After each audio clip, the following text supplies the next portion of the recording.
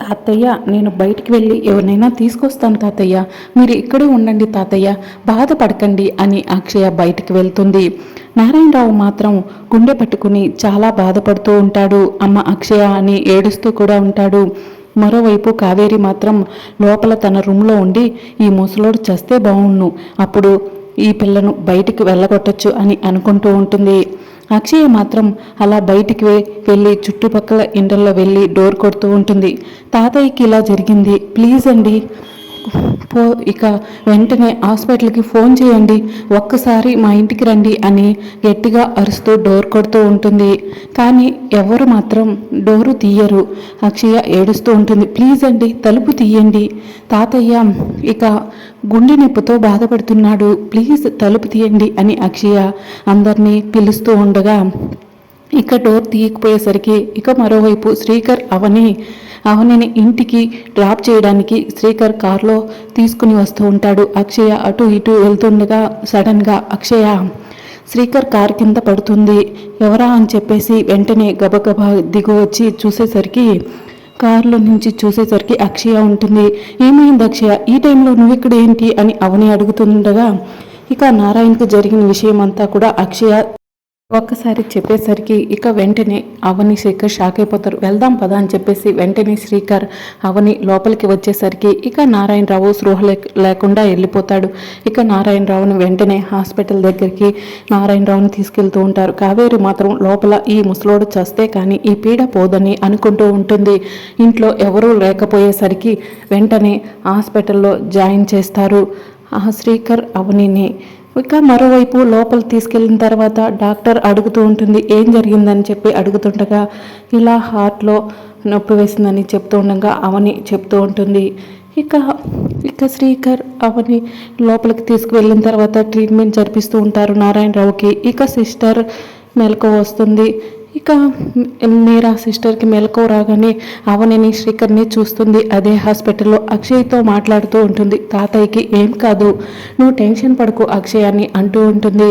మరోవైపు సిస్టర్ కిటికీ దగ్గర నుంచి అవనిని గమనిస్తూ ఉంటుంది. ఇక కావేరి వెంటనే నిహారికి ఫోన్ చేసి జరిగిందంతా చెప్తూ ఉంటుంది.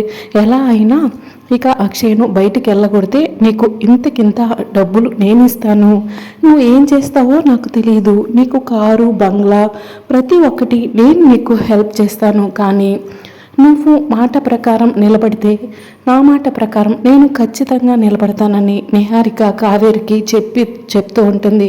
ఇక ఎలాగైనా సరేనండి, ఖచ్చితంగా ఈ ముసలోడు చేస్తే ఇక తనని బయటికి వెళ్ళగొట్టే ఛాన్స్ కూడా ఉంటుందని ఇలా కావేరి ఫోన్లో నిహారికకు చెప్తూ ఉంటుంది. అది ఎంత త్వరగా చేస్తే అంత మంచిదని నిహారిక అంటూ ఉంటుంది. ఈలోపు శౌర్య వస్తుంది. ఏంటి మమ్మీ, ఏం లేదు, నువ్వు బాధపడుతున్నావు కదా, ఆ బాధను చూడలేక ఏకంగా తన డబ్బులు ఇచ్చి అదే అక్షయ్ను బయటకు పంపిస్తున్నా.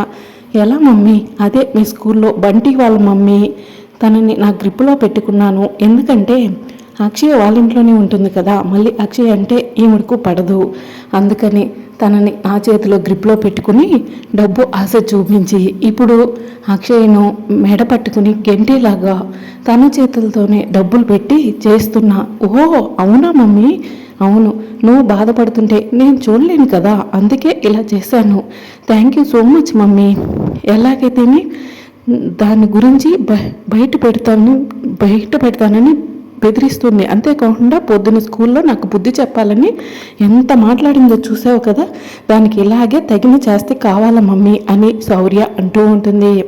మరోవైపు హాస్పిటల్లో సిస్టర్ అవని చూసిన తర్వాత ఇక వెంటనే పక్కన ఇంకో సిస్టర్ ఉంటుంది. ఎవరిని చూసి ఎవరిని పిలవమంటున్నావని మీరాని అడుగుతూ ఉంటుంది.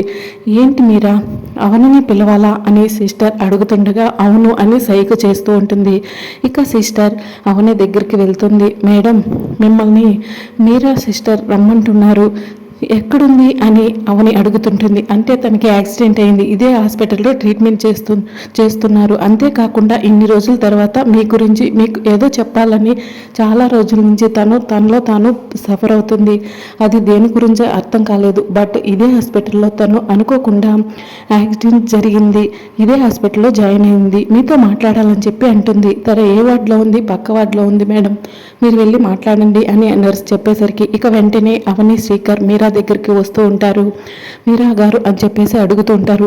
మీరా గారు అసలు ఏం జరిగింది, యాక్సిడెంట్ ఎలా జరిగింది అని అవని అడుగుతూ ఉంటుంది. మా అత్తయ్యను దగ్గరుండి చూసుకున్నారు, ఏం జరిగింది అని అవని అడుగుతుంటుంది. అప్పుడు మీరా మనసులో అనుకుంటూ ఉంటుంది, ఈ పాపమే ఈరోజు చావు బ్రతుకుల మధ్య వేసింది. ఆ దేవుడు నిజం చెప్పడానికేమో కావచ్చు మళ్ళీ బ్రతికించాడని మీరా మనసులో అనుకుంటూ ఉంటుంది. అప్పుడు మీరా సైకిల్తో పెన్ను తీసుకురమ్మని అంటూ ఉంటుంది. ఏమంటున్నాం మీరా అని అంటుండగా అప్పుడు వెంటనే శ్రీకర్ అర్థం చేసుకుని ఒక్క నిమిషం అని పక్కకెళ్ళి శ్రీకర్ పెన్ను ప్యాడ్ తీసుకుని వచ్చి మీరా మెల్లగా కూర్చోబెడతారు.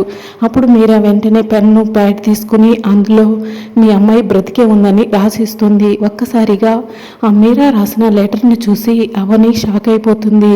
ఏంటి, బిడ్డ బ్రతికే ఉందా అని అడుగుతూ ఉంటుంది. అప్పుడు మీరా చెప్పలేని పరిస్థితుల్లో ఉండబోతుంది. ఒక్కసారిగా ఎక్కడుంది బిడ్డ, ఎక్కడ బ్రతుకుంది అని అవని అడుగుతూ ఉంటుంది. కానీ ఒక్కసారిగా మీరా మళ్ళీ స్పృహలో లేకుండా వెళ్ళిపోతుంది. ఇక డాక్టర్ అని శ్రీకర్ పిలుస్తూ ఉంటాడు. తనని ఇంకొకసారి చెక్ చేయండి, బిడ్డ గురించి నిజం చెప్పిందని శ్రీకర్ కూడా చాలా సంతోషపడుతూ ఉంటాడు. సారీ అండి, తను మళ్ళీ ఇక కోమాలకి వెళ్ళే ఛాన్సెస్ ఉంది అని ఇలా డాక్టర్ చెప్పేసరికి లేదు, బిడ్డ బ్రతికే ఉందంటే మీరా ఖచ్చితంగా తెలుస్తుంది. ప్లీజ్ డాక్టర్, ఎంత డబ్బైనా పర్వాలేదు, తను బ్రతకాలని శ్రీకర్ అంటుండగా తను ఇక్కడ వరకు చేసే ఆవిడ, అందుకే మేము ఇంత కేర్గా తనని జాగ్రత్తగా చూసుకుంటున్నామని డాక్టర్ చెప్తుంటారు. కావాలంటే ఎంత డబ్బైనా సరే తను బ్రతకాలి, బిడ్డ గురించి ఎక్కడుందో ఎక్కడ ఉంటుందో తనకు మాత్రమే తెలుసు, అందుకని ఇక తనని బ్రతికించాలి అని ఈ విధంగా అడుగుతుండగా ఇక తన మాత్రం కోమాల్లో వెళ్ళే స్టేజ్ మాత్రమే ఉంది. బట్ మళ్ళీ ఎప్పుడు స్పృహలకి వస్తుందో తెలియదు అని డాక్టర్ అంటూ ఉంటారు. ఈలోపు మాత్రం బయటకు వచ్చి అవని బాధపడుతూ ఉంటుంది. ఇక నారాయణరావుకి ట్రీట్మెంట్ జరిపించిన తర్వాత డాక్టర్లు బయటకు వస్తారు. అప్పుడు శ్రీకర్ అడుగుతుంటారు, ఎలా ఉంది డాక్టర్ అంటుండగా ఈజ్ ఆల్ రైట్ అని చెప్పి ఇంటికి తీసుకురావడం వల్ల తను బ్రతికాడు, లేకపోతే ఇక చెప్పే ఛాన్స్ ఉండబోయేది కాదని అంటూ ఉండగా ఇక అవని మాత్రం బిడ్డ గురించి మీరా రాసింది గుర్తు చేసుకుంటూ బిడ్డ బ్రతికే ఉంది కానీ ఎక్కడుందో అని బాధపడుతూ ఉంటుంది. ఈలోపు మాత్రం చాలా థ్యాంక్స్ మేడం, ఎందుకంటే తాతయ్యను టైంకి తీసుకొచ్చి హాస్పిటల్లో జాయిన్ చేశారు, అందుకని మీకు థ్యాంక్స్ అని ఈ విధంగా అక్షయ అవనితో అంటూ ఉంటుంది. అప్పుడు అక్షయని చూసి అసలు బిడ్డ బ్రతికే ఉంటే ఇంత ఉండేదా అని మనసులో అనుకుంటూ ఉంటుంది. ఎలాగైనా బిడ్డ గురించి మీరే చెప్పాలి, ఎలాగైనా మీరాతో నిజం చెప్పించి బిడ్డ ఎక్కడుందో తెలుసుకోవాలని చెప్పేసి అవని అనుకుంటూ ఉంటుంది. ఇక్కడ నిహారిక మాత్రం ఇక ఏదో ప్లాన్ చేసి మీరాను చంపాలని ప్లాన్ వేస్తూ ఉంటుంది.